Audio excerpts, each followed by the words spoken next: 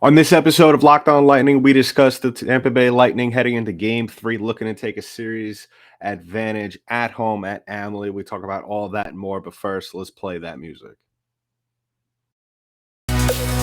You're Locked On Lightning, your daily podcast on the Tampa Bay Lightning. Part of the Locked On Podcast Network, your team every day.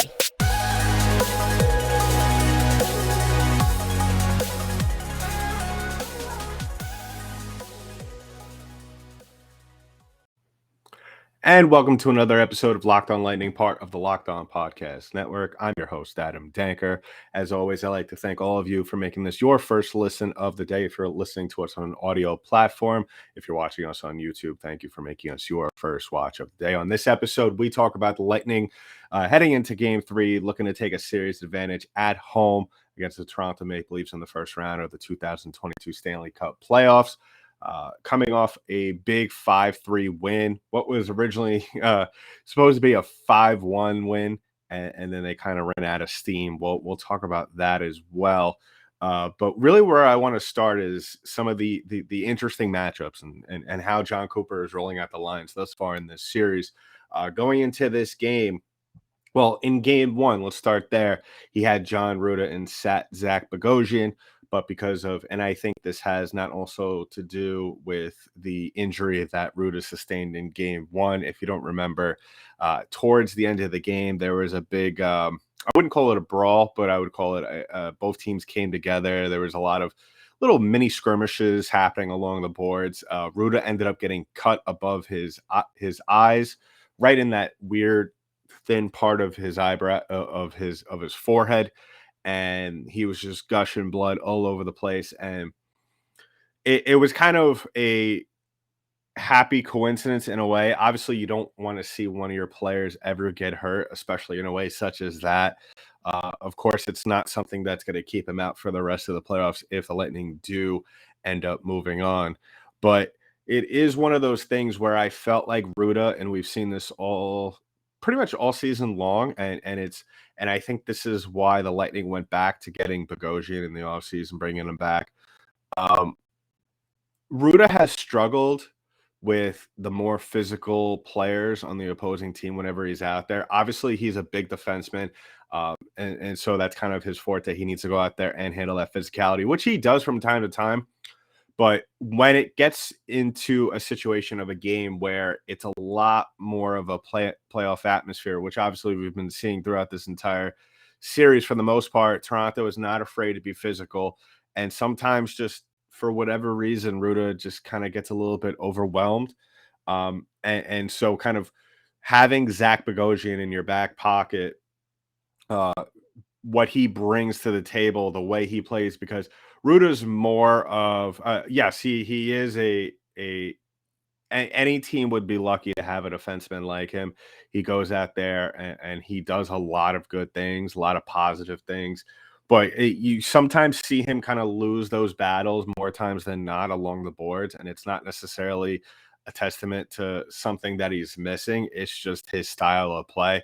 And Bogosian brings in kind of more of that grit, more of that sandpaper that we've spoken about in the past, where he's able to handle those situations. He's not afraid to get his hands dirty. Neither is Rutta, but he's just able to do that more consistently, where you don't want Jan Rutta really getting into those situations more times than not, because more times than not, he is going to be susceptible to injury. So like I said, him kind of being out with that huge gash on his forehead is kind of a blessing and a curse, because obviously you never want to see a player go down, because on the off chance another D-man goes down in this series or somewhere down the road, like I said, I don't think Rutta is going to be out for the long run, but at the same time, you want to have everybody healthy, and it kind of helps, or if not more so, forces Cooper into playing Bogosian more, because I felt like if Rutta didn't leave game one with that injury, I think we would have seen him in game two, which I think eventually,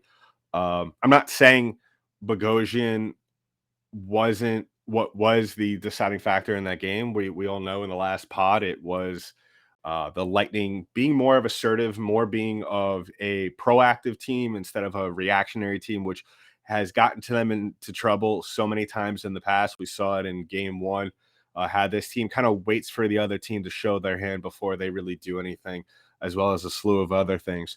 But I think that really, when we look at the dynamic of this series, I think it really comes down to the defensive core, and having Zach Bogosian out there, especially on that line with Ryan McDonough, really makes a huge world of difference. We've seen it over the last two playoff runs prior to this year. Having a guy like that, especially in the first one in the bubble with Bogosian, how much of a difference he made, having that kind of player, especially another guy that comes to mind, who I really wish was on this team. Then again, you kind of have your third line consist of him in some degree. And that was Luke Shen, but the Lightning were able to replace him with Pierre-Edouard Bellemare, who has had a fantastic series as well. Like I've stated on this show during the regular season numerous times, is that not only his face-off ability, which is something that really the Lightning need more of, not only just from him, but from other players on this team to be consistently winning face-offs. His ability to play physical and just have that off-puck presence, especially on the defensive side of things, really makes a huge world of difference. And then as we're on the topic of lineups and projected lineups, I'm looking at them right now. You got Palat, Stammer, and Kucherov on that first line with Killorn, Cirelli, Point, Hagel, Paul, Colton, and Maroon, Edouard Bellemare, and Perry. I like that fourth line. I think we could all agree that's something that has really done. That line has been money for this team all season long. The thing that I'm curious to see, and I would not be surprised if Jon Cooper does this at some point during the game, is I really like Stamkos and Kucherov on the first line together. I know that Cooper is very hesitant to move Palat away from Stamkos. He likes Palat and Stamkos on the same line, just because of that chemistry, especially how long these guys have been together. And Palat, even though he's kind of struggled getting onto the score sheet for a majority of the year, I think having that added chemistry there between him and Stamkos really helps a lot. But I'm curious as to if at some point in the game, because we'll definitely see it on the power play at some point tonight. But I'm curious if he would ever move Point up to that first line, and then move Stamkos to the wing and have Point play in the center position, and then just move Killorn to the other wing to have Palat play on the left side. Because I think, and I spoke about this on the last episode, the post-game episode, was that how important it really was to get Point going. He had a goal in the last game, which was nice to see, but at the same time, in the span of the game at that point in time, it really was a meaningless goal. I mean, yes, it was the difference maker in terms of the Lightning winning by 2 instead of 1. That is a whole nother situation, which we'll talk about towards the end of the show, in terms of them kind of running out of a little bit of gas there at the end, which I don't really think it was so much that. I think it was just Toronto turning it on. But I'm curious as to whether the Lightning don't come out of the gates swinging early like we saw them in the previous game. I'm curious as to how quick, especially if Palat is kind of struggling to create chances or finish on chances, how quick is the trigger for Cooper to bring Point up to the first line? Obviously, you don't want to do that in the middle of a playoff series, let alone a game. But I think it's still early enough, especially with you playing at home and you able to kind of play with the lines, being able to have the last line change before as being the home team. I wouldn't be surprised if we see Point out there a lot more with Stamkos and Kucherov, especially, and as well as Kuch kind of struggling. You've seen him here and there, and we all know how quickly he is to jump on himself about missed opportunities and then fall into kind of situations where he'll draw a stupid penalty and put them kind of in a hole or in a precarious situation where it could not where the PK might be on the ice more than the actual 5-on-5 team. So we'll see that. I would like to see Point really play the center position on that first line. Then that kind of leaves you with Palat, Killorn, and Cirelli, which is kind of, I wouldn't say a bad line because Killorn's been playing fantastic lately. I like his play up in front. him not only on the defensive side of things, but as well as the offensive side of things.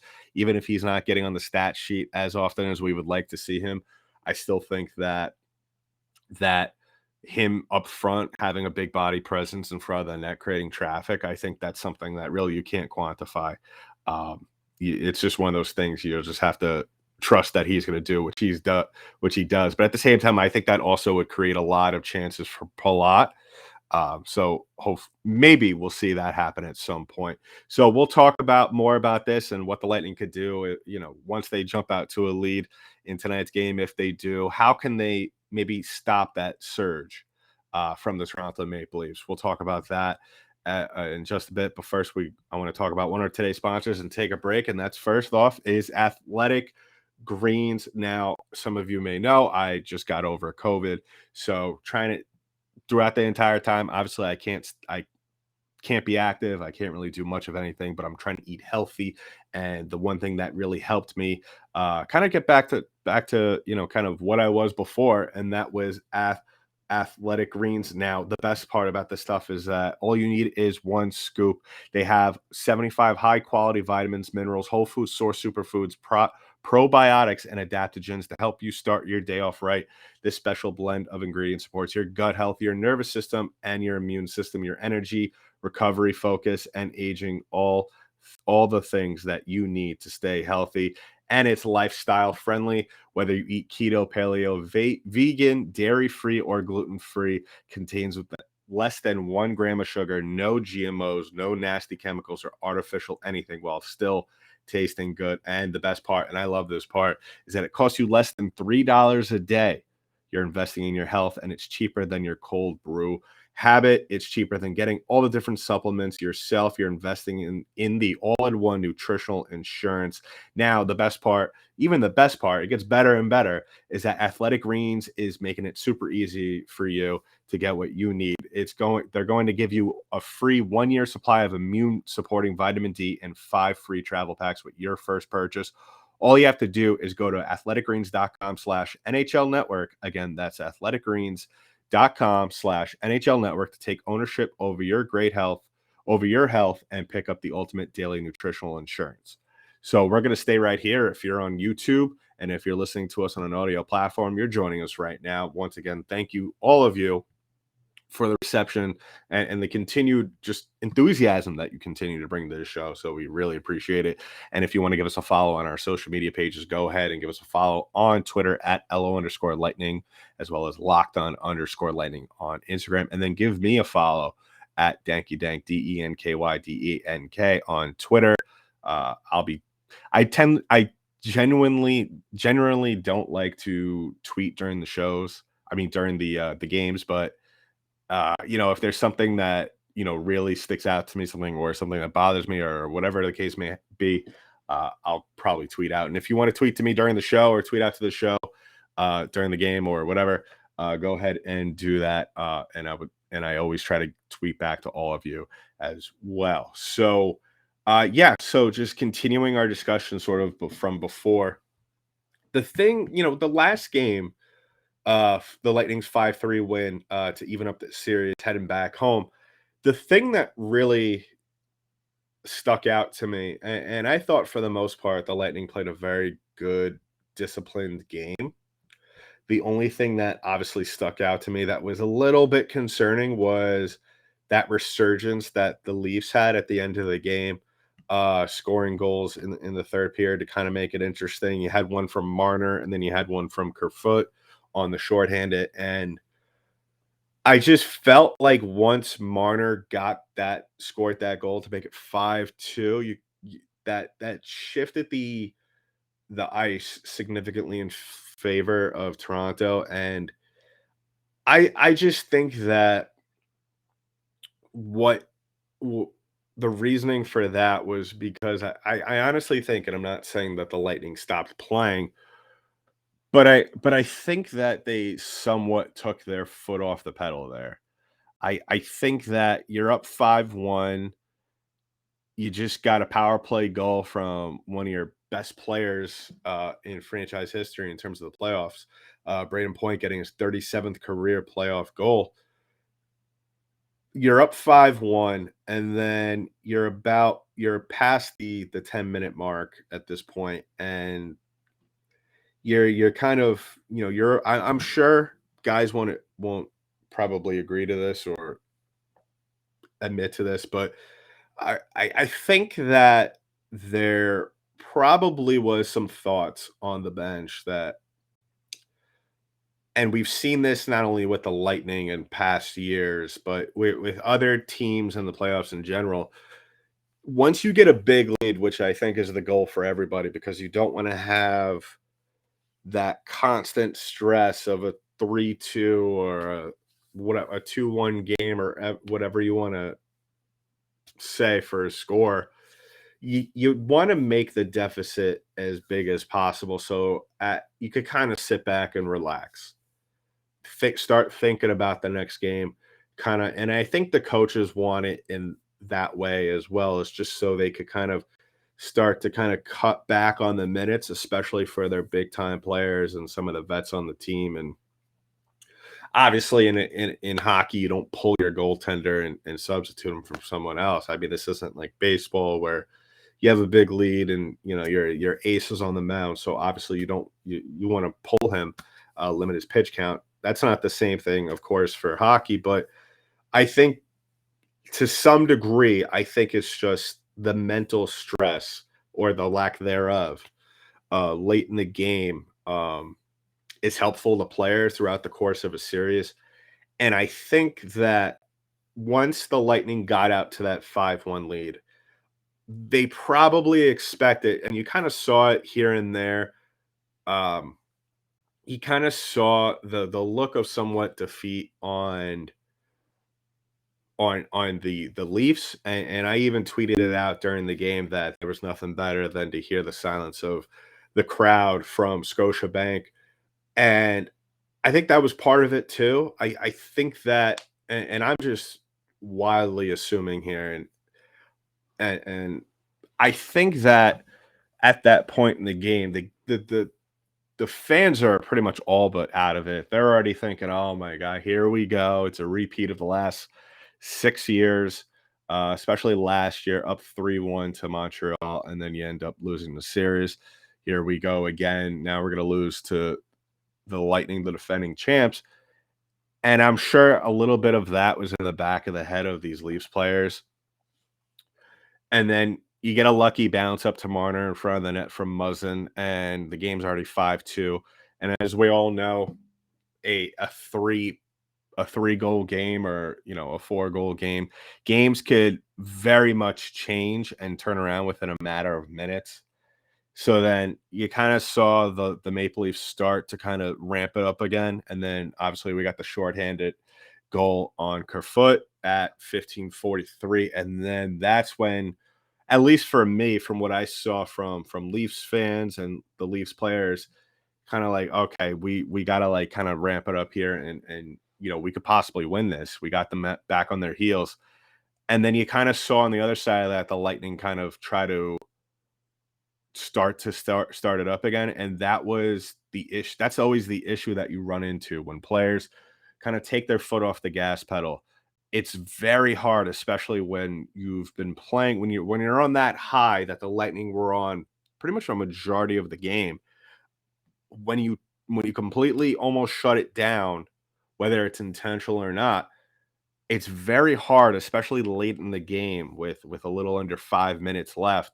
It's very hard to turn that back on when it's like, okay, now we gotta weather this storm and maybe get another one. It's very hard to do that, and I think that a lot of that had to do with the fact that the Lightning, once they got the fifth goal, were kind of playing that defensive, run out the clock kind of mentality, uh, and that possession kind of play that we see from other defensive minded teams. We've seen it, like I've stated multiple times on this show. The teams that really stick out to me in that regard are the Islanders and the Stars. Uh, but yeah, that I think that the Lightning, and I'm sure you're going to hear if they end up winning big tonight. I'm pretty sure that in the post game it's going to get brought up. I think we're gonna hear them say, "Well, this game we know we played well last game, but we needed to come out in this one and play a full." full 60 minutes. So I think that's really what we're going to hear a lot of today. I'm sure. I mean, this is a group of veterans. They know what needs to be done. They know how to play in the playoffs, and they know how to handle certain situations. And I think if we didn't have that veteran presence on this team in the last game, we could have seen a monumental collapse. But that's just me, just assuming the worst, or whatever you want to call it. But yeah, so something that really stuck out to me, because next time the Lightning might not be as lucky, so it's definitely something to look out for, especially if they're up big. Look how they play in the last 10 minutes of the third. So we'll talk about keys to this game in just a little bit. But first, I want to talk about our last sponsor of the day, and that is BetOnline.net. BetOnline.net is your number one source for all your betting stats and sports info. Find out all the latest sports developments, league reviews, and news, including this year's basketball playoffs, Major League Baseball, and this weekend's run to the Roses as the Kentucky Derby is back. BetOnline is your continued source for all your sporting wagering information, from live betting to playoffs, esports, and more. Head to the website today or use your mobile device to learn more about the trends and action. BetOnline, where the game starts. So once again, if you're watching us on YouTube, you're staying right here. If you're listening to us on an audio platform, you are joining us back after the break. So yeah, I expect more of what we saw in game 2 tonight.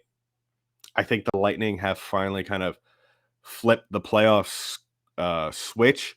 And I said that a couple of weeks ago when they were just running ragged through the Leafs, the Panthers, and the Jets were in that mix as well. But it's one thing. I think that we could kind of look back at game 1 now with not a lot of worry as to if we're going to see a repeat performance. Lightning were just overmatched than that, and what I said, I don't know if I said it on the pod or if I said it off air, but I think I think we could agree that that was probably the worst game they played all year. And I think a lot of that had to do with just their heads weren't in it. And that's why I disagreed so much with what Mark Messier said during, I believe it was post game or in game, between the periods, or he even said it the day after. I remember on the broadcast that they were just nonchalant, and I don't think that was the case. I mean, there's a huge difference, I believe, between being nonchalant and going out there, because then with if you say a team is nonchalant, you're going out there insinuating that the team did not bring the effort. And I think they did. There's I believe in the game of hockey, not bringing effort and not bringing energy are two different things. There was definitely a lot of effort and obviously will out there to want to win the game. At the same time, I don't think the energy was there. I don't think their minds were 100% in this. I don't think they really expected Toronto to kind of come out the way they did. Having said that, it really goes back into something that I've been talking about since really, I think, February, but even longer than that is really just Lightning being a reactionary team instead of going out there and asserting themselves. That's why they have one of the highest winning percentages from come from behind wins. But actually, they have one of the I believe they led the league this year in come from behind wins, and that was majority of the time because they gave up the first goal within the first 5 to 10 minutes of every game. Um, so it's almost as if like it's a rarity when the Lightning score the first goal, regardless of what period it's in. But keys to the game, I really think that Lightning need to do the same thing that we saw in game 2. You can't really go out there hoping and waiting that Toronto is going to make the first mistake. Obviously, that Toronto went out there and did not play well in terms of they were on the PK 7 times, and so eventually you're going to give up some goals, which obviously they did. The Lightning were 3 for 7 on the power play, which was always good to see, and it is definitely a big boost to the morale as well as the confidence. And obviously you can't go out there and just expect that they're going to do the same thing, because you've given this team a day to kind of get their ducks in a row. So you got to go out there. you got to come out with a lot of energy because you're playing at home, and we know how crazy Amalie gets during the playoffs. So that's even more of a reason to come out, uh, get the crowd into it. I mean, they're going to be into it anyway, but keep the crowd into it, score a first goal, maybe get one or two before the first intermission, going there with a ton of momentum, because we saw that in the last game how big that was, going into the second period. Hedman's goal right before, and that was obviously a little bit of I wouldn't say a fluke goal, but a lucky bounce that went in the favor of the Lightning. It's very rare that we see Hedman all the way down low near the net, especially by himself in the manner that he was. So Lightning need to go out there, play their game, and what their game is. And I still don't fully believe that they think this, but the days of going out there and running another team ragged on the break are over. The rest of the league has figured it out. The rest of the league has been doing that, especially against the Lightning. The Lightning are a fast team, but at the same time, you have enough very good puck handlers on the team, enough skill players all around from every line to be able to go into the zone and basically and cycle the puck and set up sequences. I think it's a lot more beneficial to this team when they take their time on offensive sequences. Obviously, you got to keep up the pressure on your zone entries. That was something that they struggled a whole ton with in game one. So I would expect that Toronto is going to try and go right back to that, kind of stand up Tampa on the break at the blue line as they're trying to enter the offensive zone. So that's something that Tampa needs to be wary of. But yeah, cycle the puck, lines 1 through 3, especially. Don't be afraid to shoot through traffic. That's going to happen. But make Campbell work for it early on. Challenge him. He's not one of the top goaltenders in the league. We saw that in game 2. He gets overwhelmed relatively easily, and especially when you shoot a lot on him and challenge him. That's something that this team needs to do, and he's not indestructible. On the other side of the ice with that, I think that the team needs to do a better job of keeping track of personnel down by Vasilevsky. Vazzy played fantastic in the last game, 31 of 34. I think that as long as you limit the chances down low, the high danger chances, keep. I would live with, and we saw this in the last game especially. The one thing that they need to keep track of is obviously Austin Matthews. I would rather have him get the puck at the top of the circle and walk into one instead of cleaning up a rebound down low. Because then on situations like that, on loose pucks down low, sometimes, not often, but sometimes on some sequences, especially if he's been kind of overwhelmed, um, rush after rush after rush, Vasilevsky tends to get overwhelmed and he'll overcommit, and you'll see him kind of oftentimes get out of position on those chances. So something that you kind of a situation where just all the other 4 guys the other 5 guys on the ice need to kind of help out their goaltender, especially if they're on the PK. So the other 4 guys on the ice need to help out their goaltender. So those are the things that really the Lightning need to do. It's very simple, and then you just let your other guys play. I think I stated on the last episode, and we'll end things here, is that Cooch, when he shoots a lot of shots, I mean, look what happens. The numbers speak for themselves. I think that we need to see the aggressiveness stay where it was from Kucherov, as well as from Hedman. Let him walk into a couple from the blue line. Let him. And the one thing that we haven't seen in a while from Hedman, which he shouldn't be afraid. Which, I mean, we've seen him do. The Lightning have won 2 cups almost solely based off of this. His ability to walk it low, walk it into the high slot, I think that's something he needs to do a little bit more. Take a shot from there. Don't be worried about getting contact, because he will get jacked up a couple of times. But especially if you have a big body presence up in front, maybe if you catch him on the ice with Killorn here or there, that's definitely something to look out for as well. And then obviously set up Stamkos for his chances in the circle, as well as let Point take it down the ice by himself a couple of times, because you saw a couple of the chances that he took down where it almost was as if the Maple Leafs were overwhelmed and almost surprised, because we haven't seen him really do it that often all season long. So we'll be back later tonight after the game to do a recap So keep an eye out for that. Turn on those notifications, whether it be on YouTube or on any audio platform listening device. So go ahead and do that, and we'll be back after the game. So that's been it for this episode of Locked On Lightning, part of the Locked On Podcast Network. I'm your host, Adam Denker. I'll talk to you in the next one.